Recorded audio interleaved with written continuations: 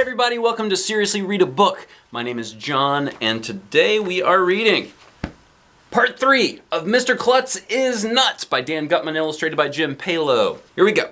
Chapter 9, I Pledge Allegiance to Mr. Klutz.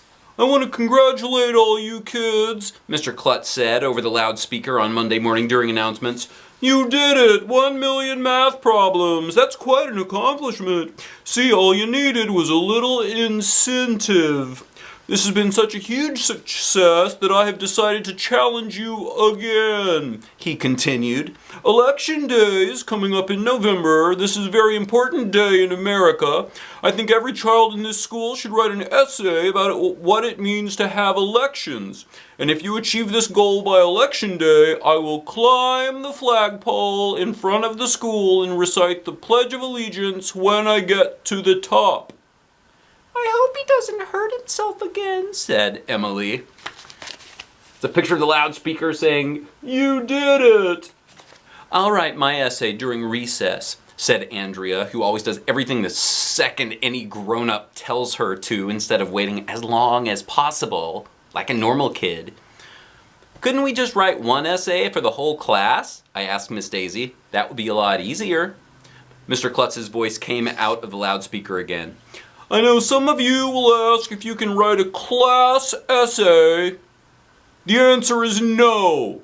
If you want to see me shinny up the flagpole, each student must write their own essay. That's my final offer. Take it or leave it. And I'll tell you what, when we have all the essays, I will send them to the president to read. Have a nice day.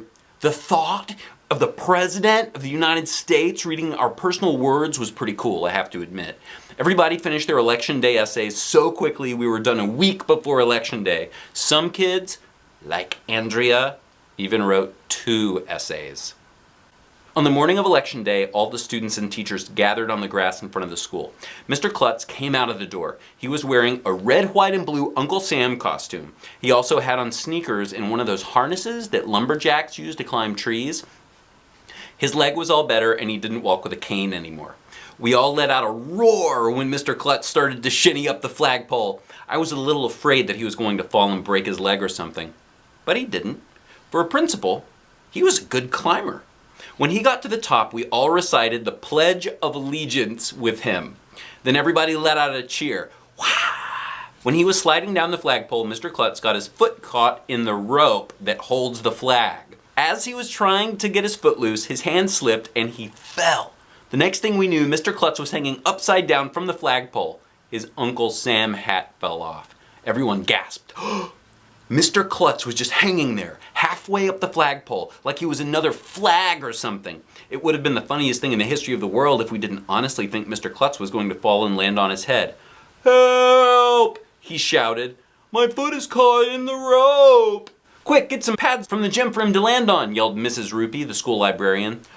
Call the fire department, yelled Mrs. Cooney, the nurse. Everybody was running around like crazy and nobody knew what to do. It looked like Mr. Klutz would have to just hang there from the flagpole all day. There's a picture of Mr. Klutz hanging from the flagpole. He does not look like a happy Mr. Klutz. He'll have to figure a way out of this, I told the kids in my class. When the blood rushes to his head, it helps him think. But it was Miss Daisy who came up with a great idea. She went over to the bottom of the flagpole where the rope is tied up. She took the knot out and held both ends of the rope tight. Then slowly and carefully she began to let out some rope and lower Mr. Klutz down the flagpole, just like he was a regular flag. When he reached the bottom, the teachers caught him and loosened the rope from his foot. He was okay, he said, except for the rope burns on his leg. Hooray for Miss Daisy! Our class cheered. After he was back on the ground, Mr. Klutz got up, brushed himself off, and walked up the front steps like it was totally normal for a principal to hang upside down from a flagpole. Mr. Klutz is nuts! Chapter 10, Mr. Klutz is getting weirder. Your Election Day essays were fantastic, Mr. Klutz told our class the next morning. He had a big bandage wrapped around his head. Here's a picture of Mr. Klutz smiling with a big bandage on his head. I'm guessing he must have either crashed his skateboard again or found another flagpole to fall off. "Thank you," we all said. "But I was a little surprised by the number of spelling errors I found in them," he continued. "We need to improve the spelling at our school, so here's what I've decided to do. If you students can write out a list of 100,000 spelling words by Thanksgiving, I will dress up in a turkey costume and ride a pogo stick down Main Street." "Yay!" everybody hollered. "How about 1,000 spelling words?" shouted Ryan. 100,000 spelling words, Mr. Klutz repeated. "That's my final offer, take it or leave it, and every word must be spelled correctly. Have a nice day." During lunch, I was sure that Andrea was going to start her list of spelling words just to show how smart she was. But she didn't. She just kind of sat there, picking at her food quietly.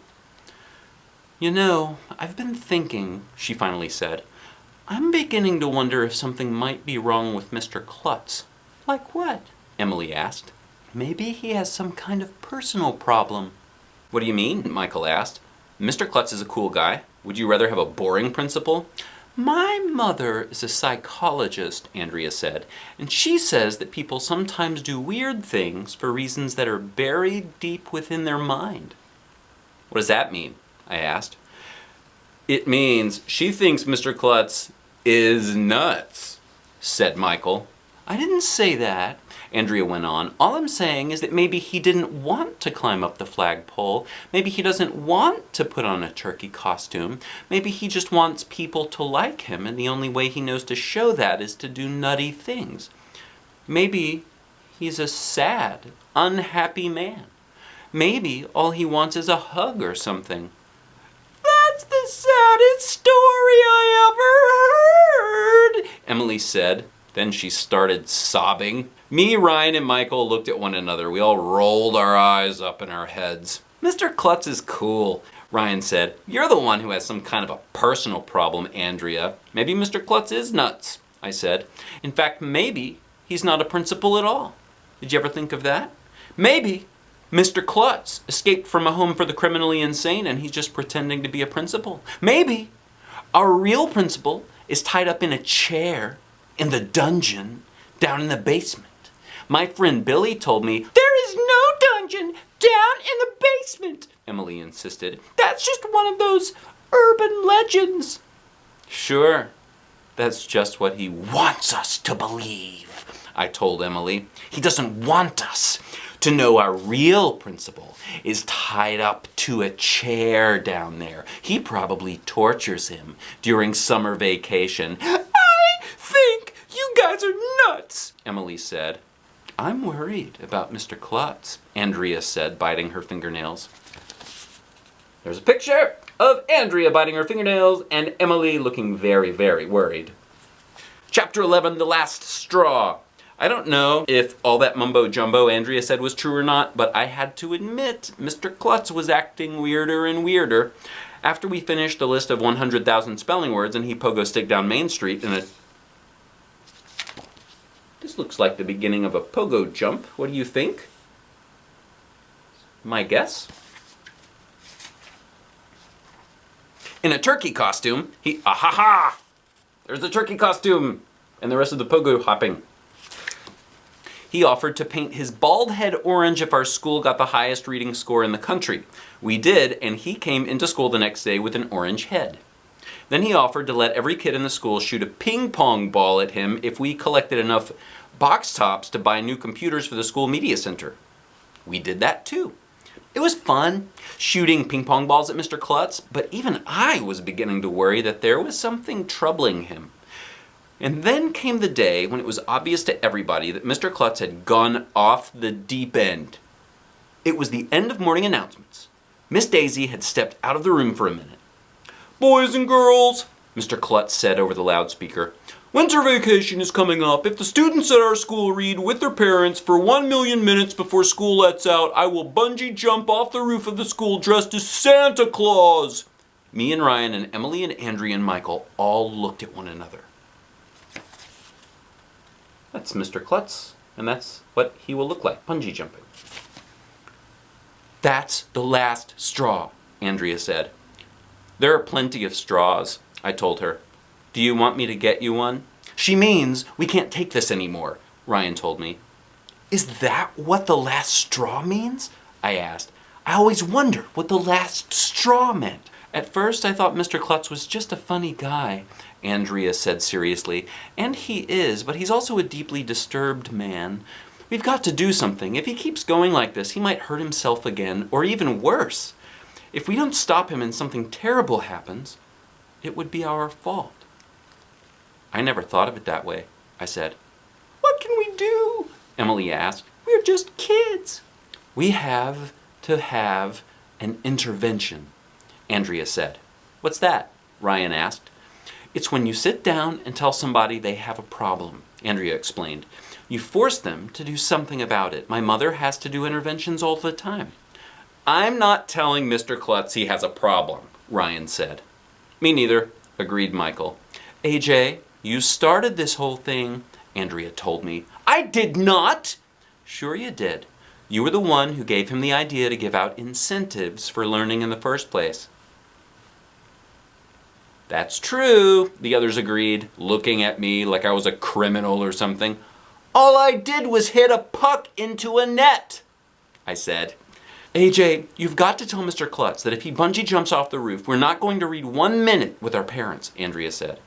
2 can play at this game. If he's going to do crazy things, we won't read any more books. We won't spell any more words. We won't do any more math problems. We won't learn anything. I couldn't believe I was hearing this from Andrea. Her idea of having fun is to read the dictionary during recess. If she was willing to give up learning, she must be really serious about Mr. Klutz and his problems. But if we stop learning stuff, I protested, we'll get dumber. In your case, Andrea told me, that would be impossible. Chapter 12, A Hard Bargain. That afternoon, we talked Miss Daisy into letting us go to Mr. Klutz's office for a meeting. We need to speak with Mr. Klutz, Andrea told the school secretary. It's very important. It's a matter of life and death, Ryan said. The secretary let us in.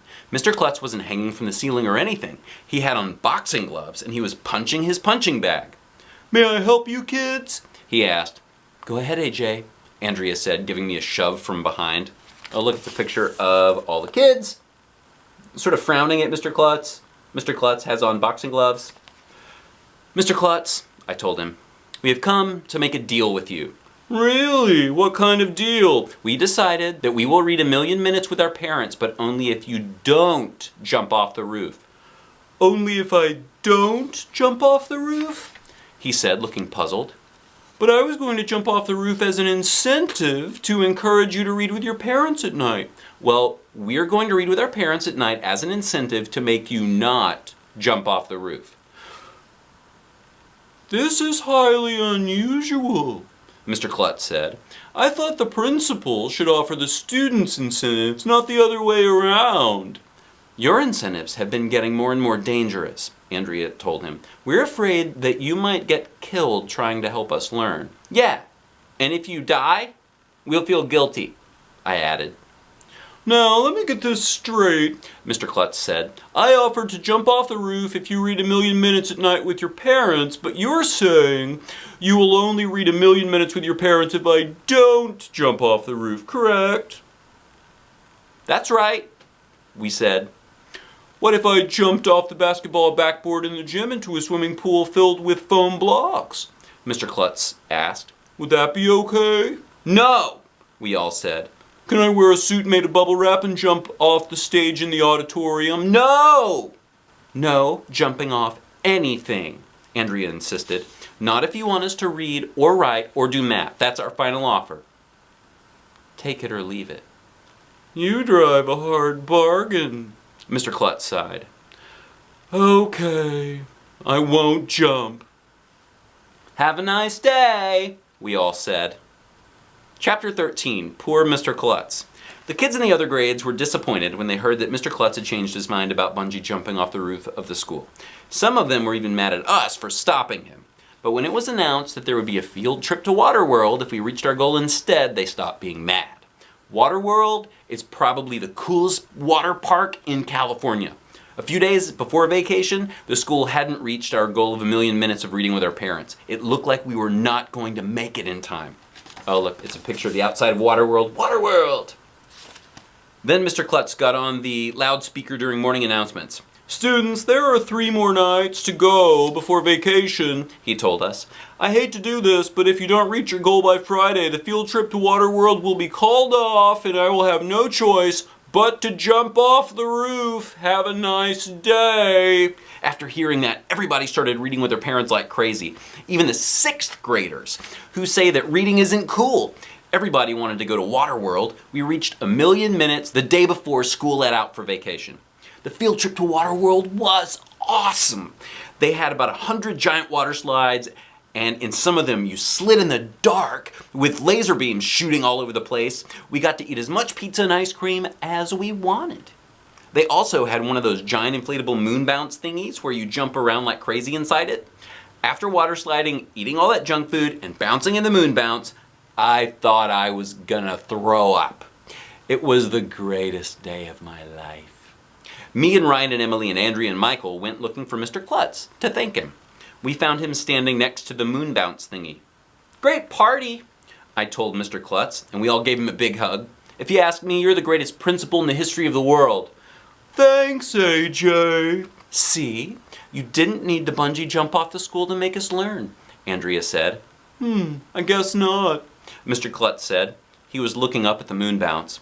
"But I was just thinking, if we brought one of these moon bounce things out to the front of the school and I went up on the roof..." "No!" we all yelled. "I wouldn't even need a bungee cord." "No!" "It's pretty soft." "No!" I think it's going to be very hard work helping Mr. Klutz get over this need he has to do nutty things. Maybe by June, if the whole school works together, we might be able to cure him. But it won't be easy. Oh boy, I hope that's not the future. And that's the end of Mr. Klutz is Nuts by Dan Gutman, illustrated by Jim Palo. I hope you guys enjoyed this video and enjoyed the book. Get a copy, read it. My name's John. This is Seriously Read a Book. I'll see you next time. Bye.